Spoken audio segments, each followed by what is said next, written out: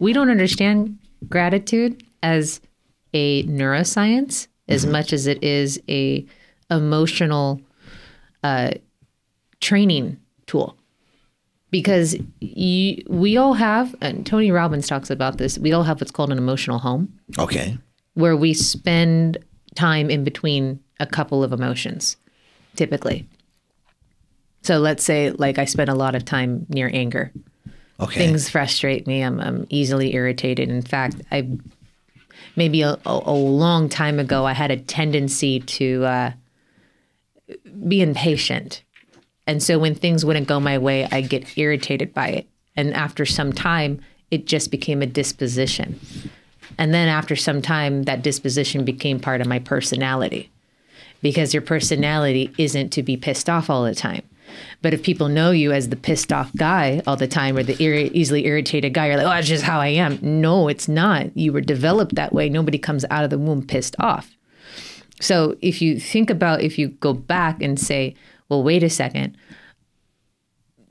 what emotion am I feeling often? That's your home. You can go, you're not always angry. You can be happy. You can be content. You can be excited in moments. So you fluctuate on what's called the tone scale. Right. You have emotional tone scale going so high bliss, like the bliss state. Like that's if you go to the work of Richard Dawkins.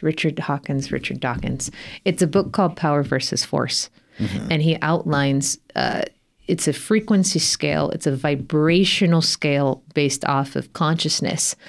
But every level of consciousness comes with a set of mental ideas and also an emotional match, like an emotional match. So at the very bottom, you would have shame. It's the lowest. Shame's the lowest? Shame and apathy. What's apathy? I don't care. Okay. I'm numb. I've checked out.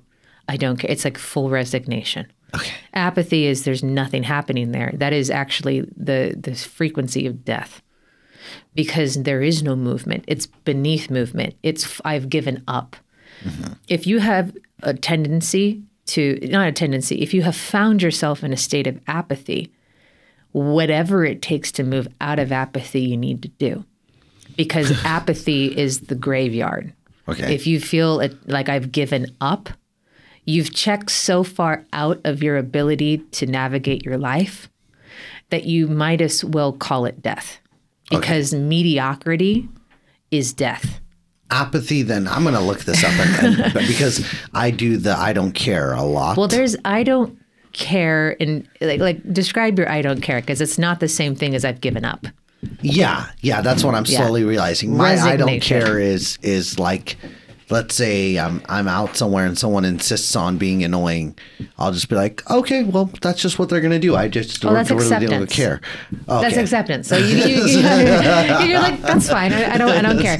You just said, I accept the conditions of the environment and I'm okay. I have no resistance or fight towards this. Yeah. That's I don't care. Like, that's whatever. not apathy though. No, apathy is like, I don't really have, I have no power. And I've been there before too, but not often. Deep depression. Yeah. It could be deep depression, deep grief, deep loss, where you've reached the end of hopelessness in that area. So apathy is like the bottom, because there's no movement.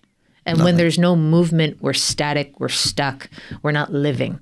Mm-hmm. And so if you're not creating something in your life, you're actually disintegrating. I'm you're surprised to see apart. shame down there. Shame is down there. And this is why oftentimes we won't relate to the shame, because it's so painful to feel. We will actually cover it up. Mm-hmm. So if you're not in your deep shame moment right there, you're probably more in sadness, fear, or anger.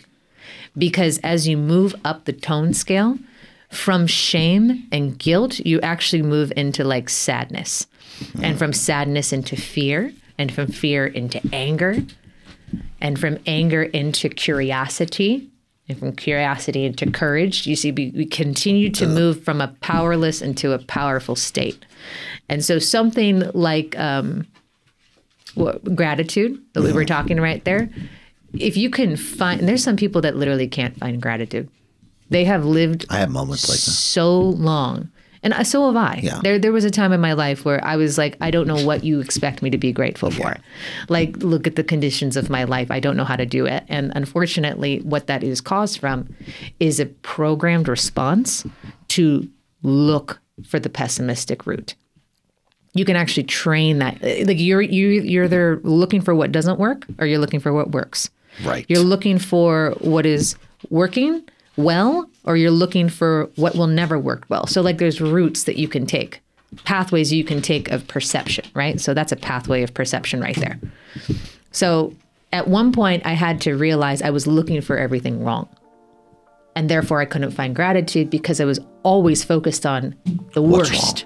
I was focused on the worst. And we understand that what I seek, I will find. Mm-hmm. So if I look for what is wrong, I'll find more of it because that's my point of attraction. That's my interest. So gratitude helps actually train your emotional muscle to access the higher emotions. So that doesn't mean you can't feel them. That means you're disconnected from the experience of them.